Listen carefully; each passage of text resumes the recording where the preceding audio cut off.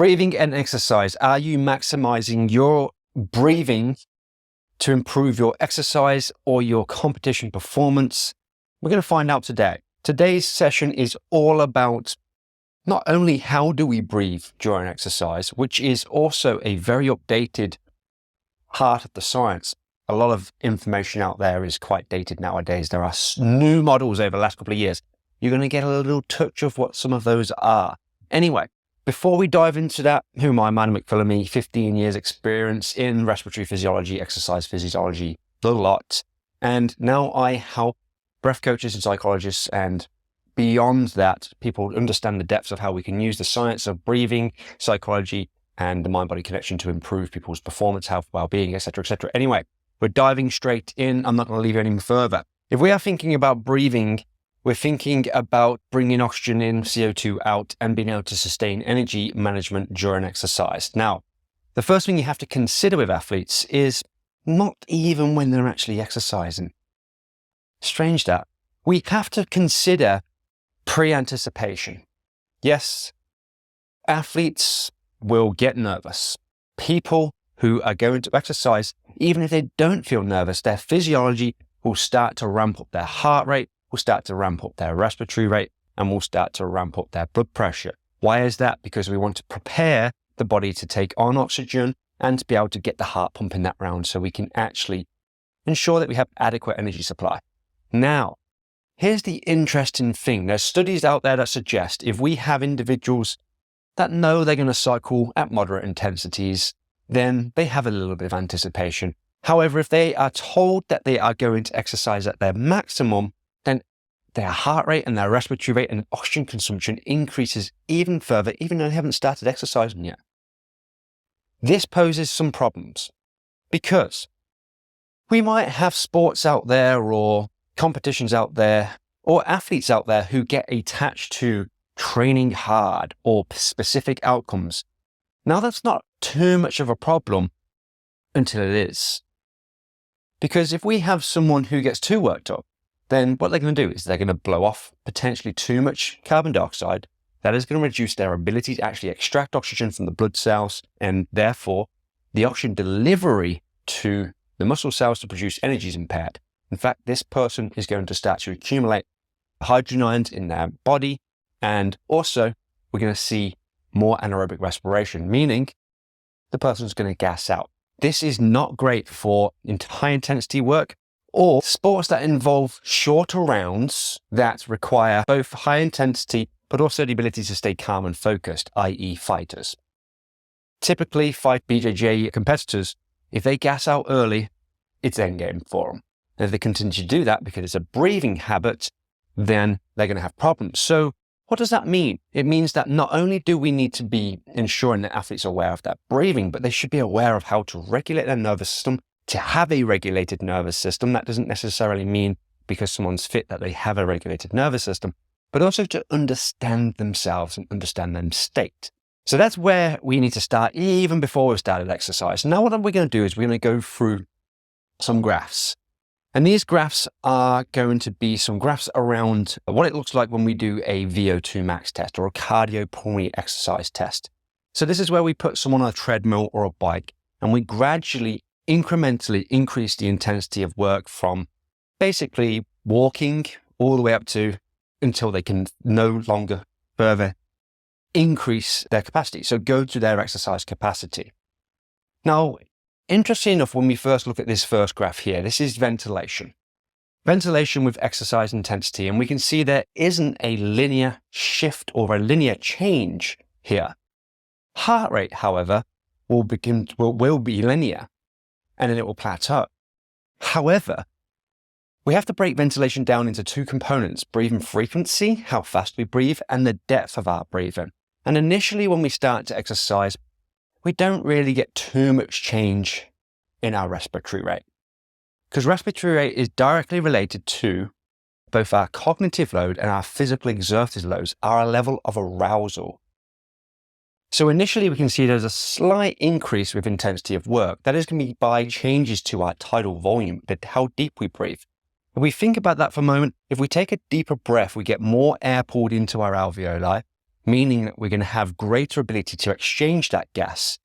So initially, during exercise, in a moment, you're going to see that low intensity to low to moderate intensity exercise, we increase gas exchange efficiency. We become more efficient. However, there is a particular point in the intensity of work that we're working at where our breathing becomes less effective, but that doesn't really matter for that intensity of work because we're shifting energy systems. So we can see here there is a point where it says VT1, ventilatory threshold 1. That is known as the anaerobic threshold, where we're going from using fats or carbohydrates as a fuel using oxygen to then moving into a state where we're going into using carbohydrates in an anaerobic state without oxygen. We're now breaking things down into lactate. Lactate obviously is been deemed as the thing that makes us fatigued. It's not. Lactate is also shuttled and used as a fuel. However, hydrogen ions start to accumulate. Both the accumulation of the hydrogen ions and the increase in CO2 that we produce from the breakdown of energy then starts to trigger increase of more depth, but also send signals to our brain to produce a feeling of air hunger. So not only do we now have increased depth of our breathing, we also starting to feel the exercise is more challenging and maybe even notice some air hunger. We get a larger increase in terms of the change of our total ventilation, an upward curve, as you can see. Finally, when we get to the end point, and only fit people or athletes will be able to reach this point, we get to what's called the VT2, respiratory compensation point.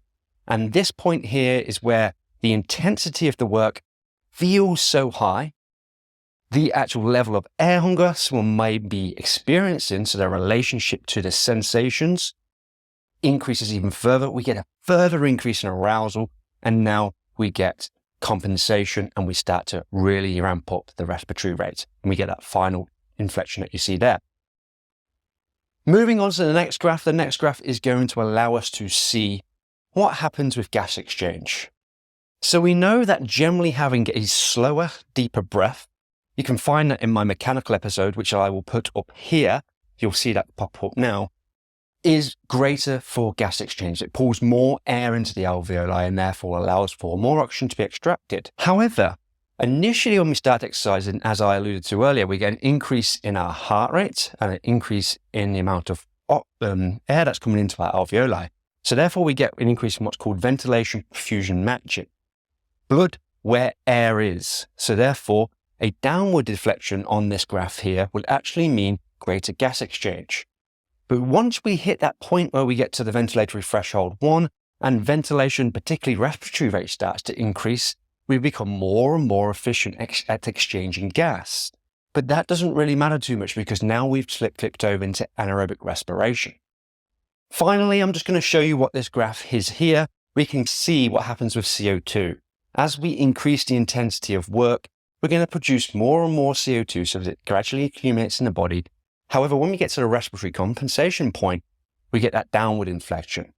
So if we were to draw a line across there and put a mark on it, we might be able to say this is someone's CO2 tolerance or the level of CO2 they can tolerate until their brain starts to flick on panic alarms and it causes excessive breathing. Now, the issue with these graphs is that if we are to be a person who is over anxious or has dysfunctional breathing, these graphs are going to shift to the left. And we are shift to the left on the first one, up on the second one, and down on the third one. We're going to overbreathe, to hyperventilate. This is going to have a big impact on exercise performance. So if that has an impact on exercise performance by overbreathing, what about if we trained ourselves to slightly underbreathe or control our breathing during exercise? Does this have a positive benefit? In the study that I have reviewed before by George Dallam, he shows that nasal breathing during exercise after an adaptation phase can actually lead to the same level of intensity of work on a VO2 max test with 25% less breaths, meaning that we have potentially a lower level of arousal, decreased sympathetic nervous activity, and also we maybe even have a greater ability to utilize oxygen. That's very interesting. And I'm going to leave this here for today because there is plenty of information for you to take away. And we need to start to consider how can we use this information to gain better breath control to improve people's performance, to reduce things like respiratory muscle fatigue, reduce gassing out. If you want to learn more, check out www.breathscience.com.au. Check out the Breath Science certification. If you enjoyed this episode, subscribe, leave a comment. The channel is growing, and I appreciate you all. Catch you for the next one.